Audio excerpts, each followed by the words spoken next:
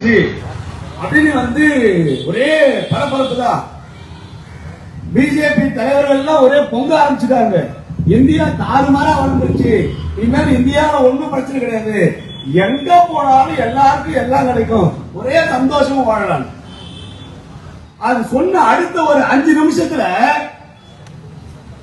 பக்கம் பக்கமா போட ஆரம்பிச்சுட்டா. 4வது இடத்துல இருக்கிற இந்தியாவில் தான் உலக ஜிடிபியில இந்தியாவோட இடம் எங்க இருக்குன்னா 141வது இடத்துல இருக்கான். உலக வறுமை பட்டியல்ல பட்டினி குறியீட்டுல 127 நாடுகள்ல 105வது இடத்துல இருக்கான்.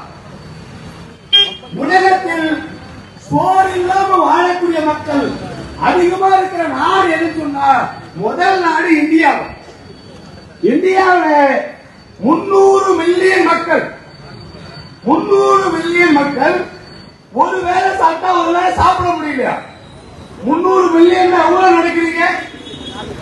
30 கோடி மக்கள். இந்தியாவோட மக்கள் தொகை 140 கோடி. 140 கோடி பேர்ல 30 கோடி பேருக்கு குண்ட சோறு கிடையாது. 4 பேர்ல ஒரு ஆளு சாப்பிடாம இருக்கிறான். ஆனா இந்தியா வளர்ந்துருச்சு, பொருளாதாரத்துல வளர்ந்துருச்சு, ஜப்பான பின்னுக்கு தள்ளிருச்சு. இன்னொன்னு சொல்றான், இந்தியாவில் மில்லியனர்கள் 200 பேர் ஆயிட்டாங்க. அதாவது இந்தியாவில் அமெரிக்கன் டாலருக்கு அதுல 1 லட்சம் கோடி டாலர் வச்சிருக்கிற பணக்காரர்கள் இந்தியாவில் 200 பேர் இருக்கிறாங்க. 200 பெரிய பணக்காரர் இருக்கிறார். அவங்கிட்ட இருக்கிற சொத்து மதிப்பு இந்தியாவோட சொத்துல 41% இருக்கா. ஆனா அடுத்த வேலை சோத்துக்கு வழி இல்லாம 30 கோடி மக்கள் வாங்குறாங்கன்னா இந்த அரசாங்கம் யாருக்கான அரசாங்கம்? இந்தியாவில் இருக்கிற உழைப்பாளி மக்களை பாதுகாப்பதற்கா அல்லது இந்தியாவில் இருக்கிற கார்பரேட் முதலாளிகளை பாதுகாப்பதற்கென்ற அந்த கேள்வியை மக்களிடத்தில் கொண்டு போய் சேர்ப்பதற்காக மார்க்சிஸ்ட் கம்யூனிஸ்ட் கட்சி இந்த பிரச்சார இயக்கத்தில் நடத்துறோம். ஒரு பக்கம் வேலை கிடையாது. 2014 பிரதமராக பொறுப்பேற்ற மரியாதைக்குரிய மோடி அவர்கள் அவர் தேர்தல் கேம்பெயின் என்ன சொன்னார்னா, எனக்கு வாக்களித்து வெற்றி பெற வைத்தால் ஆண்டிற்கு 2 கோடி பேருக்கு வேலை கொடுப்பார். 2016 தொடங்கி 2025 11 ஆண்டுகள் முடிந்துவிட்டது. 11 ஆண்டுகளில் 22 கோடி பேருக்கு வேலை கொடுப்பதற்கு மாறாக இந்தியாவில் உள்ளது போச்சுடா நல்லக்கண்ணான்ற மாதிரி இருந்த வேலையும் போய் 26 கோடி பேரு வாழ வழி இல்லாம நடுத்தருக்கு போயிட்டானா. இதான் மோடியோட 11 ஆண்டு சாதனை. ஆனா இந்த நாட்டில் தான் கார்பரேட் முதலாளிகளுக்கு, பெரும் பணக்காரர்களுக்கு 25 லட்சம் கோடியை தள்ளுபடி என்ற பெயர்ல, சந்தானம் என்ற பெயர்ல, ஊக்கத்தொகை என்ற பெயர்ல இந்திய அரசாங்கம் பெரும் முதலாளிகளுக்கு வாரி வழங்குது. அப்ப யாருக்கான அரசாங்கம்? 2 கோடி பேருக்கு வேலை கொடுப்பீங்க. நீ ஒரு ஆணையம் கொடுக்க வேண்டாம். குறைந்தபட்சம் இந்தியாவில் இருக்கிற அரசு துறையில் இருக்கிற காலி பணியிடங்கள் நடப்பணும்ல. உலகத்திலேயே மிகப்பெரிய பொதுத்துறை அப்படின்னு சொன்னா இந்தியாவோட ரயில்வே துறை தான். இந்தியாவோட ரயில்வே துறையில பல லட்சக்கணக்கான பணியிடங்கள் காலியா இருக்கு. அப்ப என்ன பண்ணிட்டான்னா பார்ப்பட்டா விட்டுட்டான். டிக்கெட் கொடுக்கிறதா அது ஒருத்தருக்கு. எல்லா ரயில்வே ஸ்டேஷன்லயும் டிக்கெட் கவுண்டர் இருக்கும். அது யாரு நடத்துறாருன்னா தனியார் நடத்துறாரு. ரயில்வே கேண்டீன் இருக்கும்.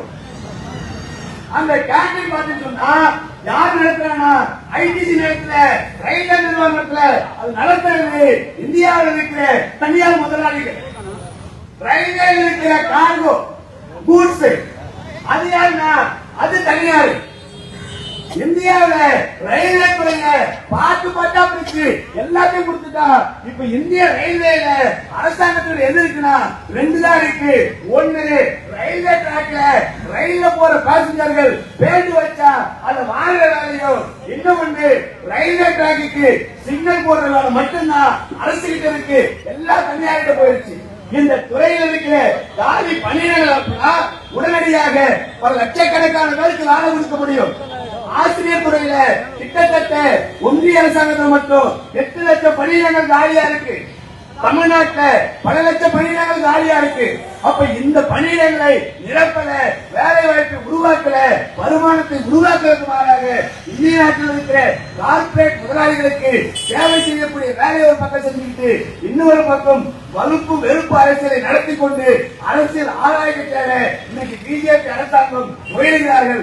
அதை மக்கள் மத்தியில் கொண்டு போய் சேர்ப்பதற்காக தான் இந்த சந்திப்பு இயக்கத்தை மார்க்சிஸ்ட் கம்யூனிஸ்ட் கட்சி நடத்துறோம். அதே போன்று தமிழ்நாடு அரசாங்கம் நேற்றைய முன்தினம் தமிழ்நாடு முதலமைச்சர் டெல்லி முதலமைச்சருக்கு ஒரு கடிதம் கொடுத்திருக்கிறார். என்ன கடிதம்னா, டெல்லியில் வாழக்கூடிய தமிழக மக்கள் மதராசில் சொல்லக்கூடிய அந்த குடியிருப்பு பகுதியில் ஒரு 500க்கும் மேற்பட்ட வீடுகளை டெல்லி அரசாங்கம் இடித்து தரைமட்டமாக்கிவிட்டது. அவர்களுக்கு நியாயம் வேண்டுமா, வீடு வேண்டுமா, அது மாற்று கருத்தில்லை. நிச்சயமாக அவர்கள் பாதுகாக்கப்பட வேண்டும். அவர்கள் அதே இடத்தில் குடியிருப்பதற்கான அனைத்து நடவடிக்கை எடுக்க வேண்டும். அதில் எந்த மாற்றுப்பட்ட கருத்தும் கிடையாது. அதற்கு கடிதம் எழுதக்கூடிய மரியாதைக்குரிய தமிழ்நாடு முதலமைச்சர் அவர்கள் தமிழ்நாட்டில் சென்னை நகரத்தில் பல்லாயிரக்கணக்கான குடியிருப்புகள் இடித்து தரைமட்டமாக்கப்படுது. அடையாற்றின் ஓரமாக இருந்த அனகாபுத்தூர்ல தாய் மூகாம்பிகை நகர், ஸ்டாலின் நகர், சாந்தி நகர், எம்ஜிஆர் நகர் பல நகர்களில் ஏராளமான வீடுகள் சமீபத்தில் எடுக்கப்பட்டது. அதே போல கூடைப்பள்ளத்தில், அதே போன்று சென்னை நகரத்தில் ஏராளமான இடங்கள்ல ஐயா தமிழக முதலமைச்சர் அவர்கள் டெல்லிக்கு ஒரு நியாயம், தமிழ்நாட்டுக்கு ஒரு நியாயமா இருக்க முடியாதுல்ல. அடையாற்றின் ஓரமாக ராஜா கிராண்டிற்கு பட்டா கொடுக்க முடிகிறது, வேளாங்கண்ணி கல்லூரிக்கு பட்டா கொடுக்க முடிகிறது, மருத்துவமனைக்கு பட்டா கொடுக்க முடிகிறது, ராமாபுரம் ஏரியில் இருக்கிற SRM டென்டல் கல்லூரிக்கு பட்டா கொடுக்க முடிகிறது, கடப்பேரி ஏரிக்குள் இருக்கிற தனியார் நிறுவனங்களுக்கு பட்டா கொடுக்க முடிகிறது, காட்டாங்குளத்தூர் ஏரியில் இருக்கிற SRM டீம்டு யூனிவர்சிட்டிக்கு பட்டா கொடுக்க முடிகிறது. ஆனால் அடையாற்றிற்கு எந்த சம்பந்தம் இல்லாமல் ஒரு கரை ஓரத்தில் இருக்கிற சாதாரண தலைகாய்ந்த மக்களின் குடும்பங்களை இடித்துரைப்பது எப்படி ஏற்றுக்கொள்ள முடியும்? எனவே தமிழ்நாடு அரசாங்கம் இந்த போக்கை உடனடியாக கைவிட வேண்டும். அதே போன்று சொத்து வரி உயர்வு, மின்கட்டண உயர்வு, இதை வாபஸ் வாங்க வேண்டும். இந்த கோரிக்கைகளை முன்வைத்துதான் இந்த பிரச்சார இயக்கத்தை மார்க்சிஸ்ட் கம்யூனிஸ்ட் கட்சி நடத்த இருக்கிறோம். இந்த பகுதியில் இருக்கிற பெரியோர்களும் தாய்மார்களும் உழைப்பாளி மக்களும் ஆதரவளிக்க வேண்டும். பாட்டாளி வர்க்கத்தின் தலைமையில் ஒரு மாற்று அரசாங்கத்தை கட்டமைக்கக்கூடிய ஒரு மாற்று சக்தியாக, ஒரு மாற்று இயக்கமாக இன்றைக்கு தமிழ்நாட்டில் உருவாக வேண்டிய தேவை இருக்கு. அத்தகைய பணியை செய்யக்கூடிய பணியைதான் மார்க்சிஸ்ட் கம்யூனிஸ்ட் கட்சி செய்கிறது. அந்த அடிப்படையில் இங்கே எங்களுடைய மாநில செயலாளர் இருக்கிறார். அவர் உங்களிடத்தில் உரையாற்றிவிட்டு பத்திரிகையாளரை சந்தித்த பிறகு இங்க இருக்கக்கூடிய வீதிகளில் எல்லாம் இந்த துண்டறிக்கை கொண்டு போய் சேர்க்க இருக்கிறோம். இதற்கு நீங்கள் ஆதரவளிக்க வேண்டும் என்று கேட்டுக்கொண்டு